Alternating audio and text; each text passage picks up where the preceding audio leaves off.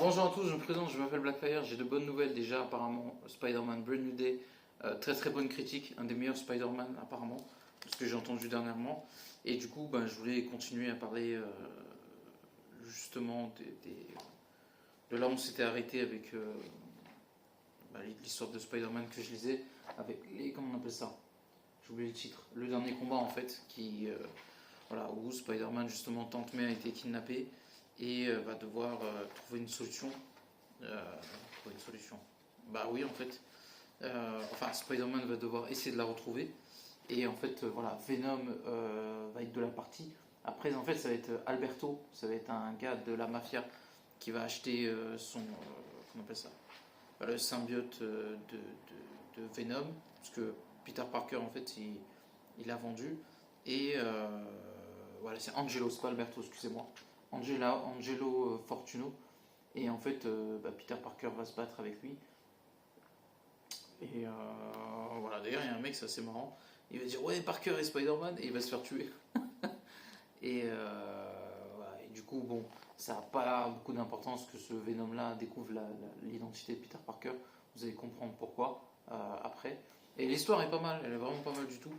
Et du coup, voilà, Peter Parker décide de se changer en Spider-Man et affronter Venom. Et voilà, c'est ça qui est aussi intéressant dans cette histoire, c'est que Spider-Man affronte vraiment beaucoup d'ennemis, le bouffon vert, Electro, le vautour, et on a un combat intense entre Spider-Man et Venom, sauf que Angelo Fortuno n'a pas l'expérience de Eddie Brock Venom, il n'a pas le même, comment on appelle ça, on va dire le même charisme, donc du coup pour Spider-Man, même si c'est compliqué, il peut, on va dire, gérer la chose.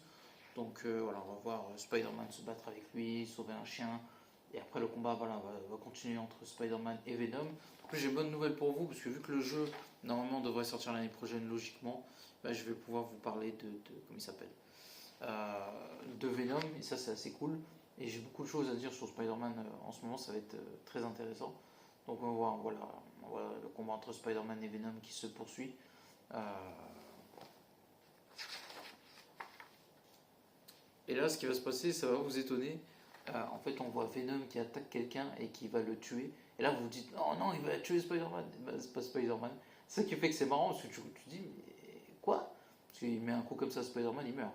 Mais voilà, en fait, il a tué quelqu'un qui était habillé en Spider-Man, logiquement. Et du coup, Spider-Man voilà, va continuer à affronter Venom. Je crois que logiquement, il va le battre à ce moment-là.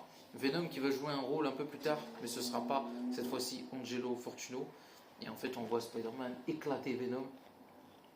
Et du coup, le symbiote va qu'on appelle ça, abandonner Angelo Fortuno qui va finir par mourir. Et en fait, c'est ça qui est aussi intéressant dans les comics, c'est qu'il y a plusieurs personnes qui ont le symbiote de Venom. La liste est longue. On a Eddie Brock, on a Angelo Fortuno, on a un autre personnage que vous allez voir aussi dans l'histoire qui va avoir le symbiote de Venom, ça fait 3. Il y en a un autre, j'ai oublié, c'est un psychopathe aussi. Je crois qu'il s'appelle Maniac, j'ai un doute.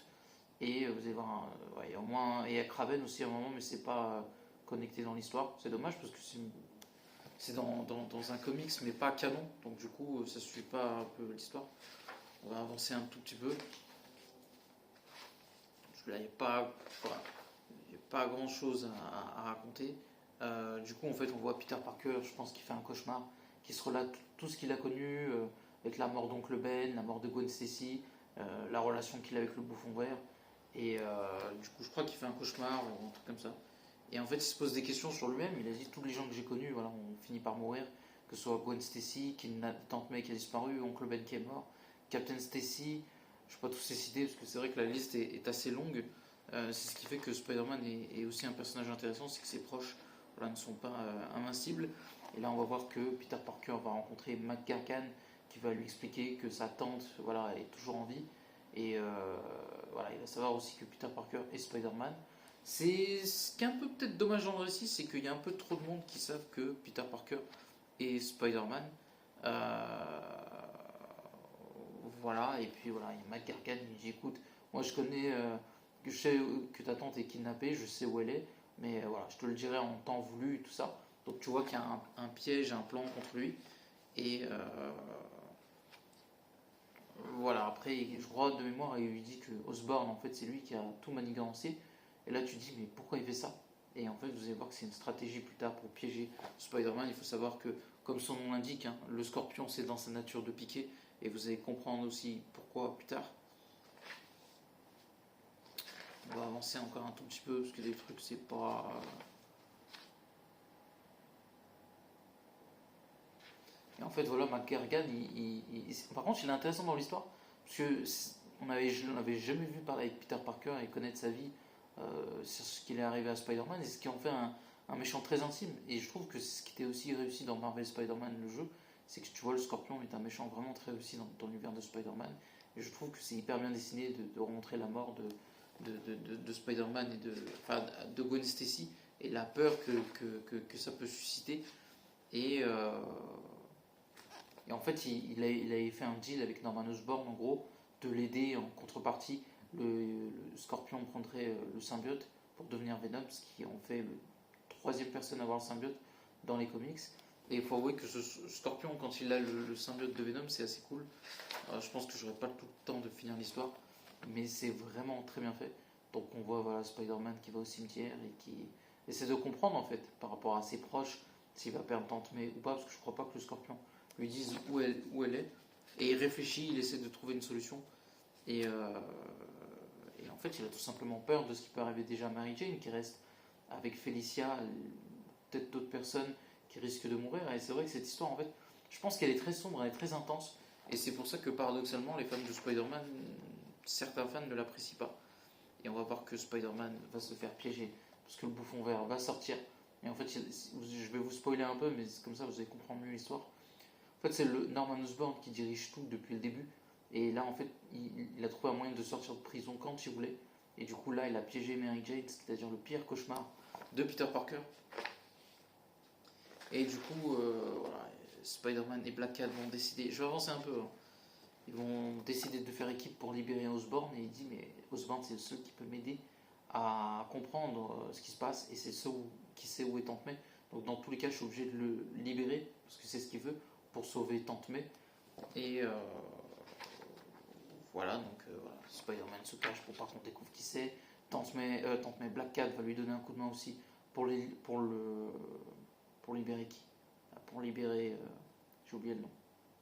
Bah, comment il s'appelle? Norman Osborn. Et puis voilà. On va avancer encore un tout petit peu. Donc voilà, en fait, ils vont plonger dans l'eau pour essayer de s'en sortir. Et en fait, Spider-Man va se faire piéger par Norman Osborn qui avait tout prévu depuis le début. Avec les Sinister, cette fois-ci 12. J'ai pas tous les noms en tête, mais croyez-moi qu'ils sont beaucoup.